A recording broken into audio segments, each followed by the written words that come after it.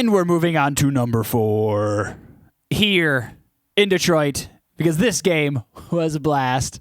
This game was like 2 college teams. This game was like Louisiana Tech versus, I don't know, Texas A&M, Texas Tech, Tex versus Tech.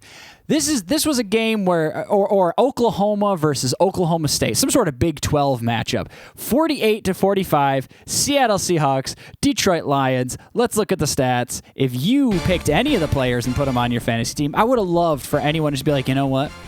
I wonder if anyone made the call. They're just like, you know what? All right. Let's just do Lions Seahawks players. And if we do that, we're going to win. So we're going to do Rashard Penny and Jamal Williams as our running backs, and then Metcalf and Hawkinson, and we're going to obliterate everybody, and Goff will be our quarterback. You could have won, as long as you didn't pick any of the defenses, I guess, but you could have won. Man, you would have killed it. You totally could have won any matchup if you just picked these players for your fantasy team.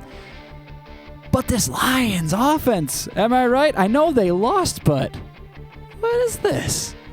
Jared Goff has been lighting it up. Hawkinson, 8 for 179, 2 touchdowns, and his 1 touchdown, where it just seemed like the Seahawks players kept forgetting the play was still going on, and he just keeps running down the field, just rumbling and bumbling. And then finally, he doesn't get the touchdown in that play, actually. That was not one of his touchdowns. He ends up getting tackled at the 4-yard line. Detroit scores 22 points in the 4th quarter, and they go for it for 0 for 2 so many times. It was amazing. They missed the extra point to start it off in the first quarter. Detroit scores a touchdown, misses the extra point, and then they're just going for 2 every time after that. They go for 2, they get it. Now they've got, or no, I think they go for 2 and then they fail. There's just so many silly.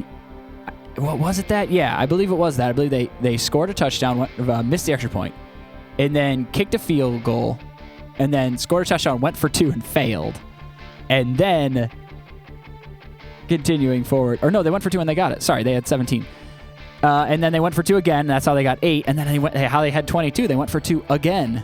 So many times to try to keep up in this game. And then the Seahawks, I don't know what happened to the Lions defense. Both teams have over 500 yards. 4 for 4 in the red zone for the Lions. 3 for 4 in the red zone for the Seahawks. 4 for 10 by the Lions on 3rd down. But I think they got all their work done on the earlier downs for the most part. The Seahawks are not a good football team. And I don't think that the Lions are a good football team necessarily, but their offense has been putting up points, and I think they might be number 1 in points in the league right now because they put up like 38 against the Eagles, and they put up a bunch more against was it the Saints? No, it wasn't the Saints. I forget who they played in week 1. But, wow. What a fun game. Just defenses taking the day off. You know, this is what ended up.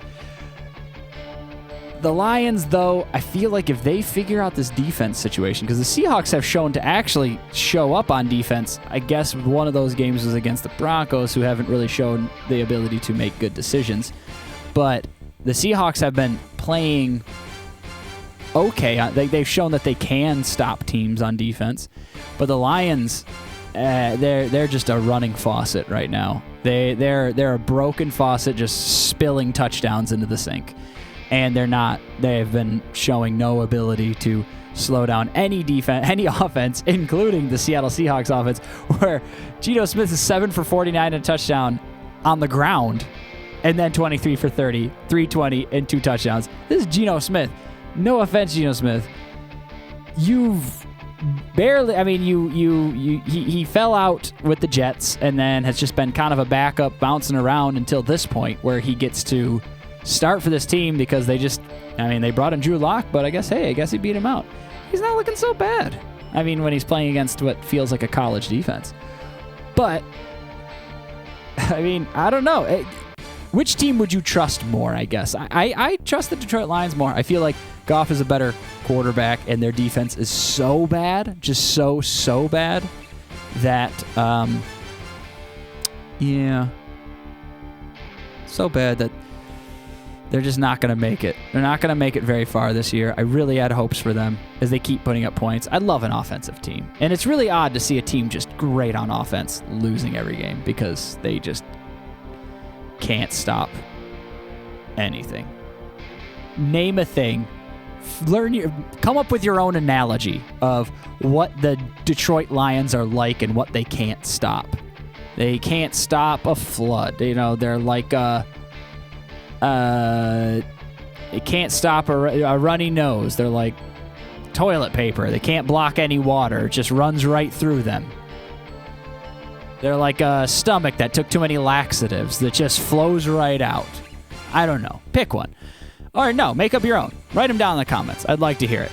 Write down what the Detroit Lions defense is like. But if they pull it together, hey, they might be someone to be concerned about. The NFC North, I feel like the competition's squeezing together. The Lions are a little closer to the Packers than they were before, and the Bears might be some free wins for the Lions.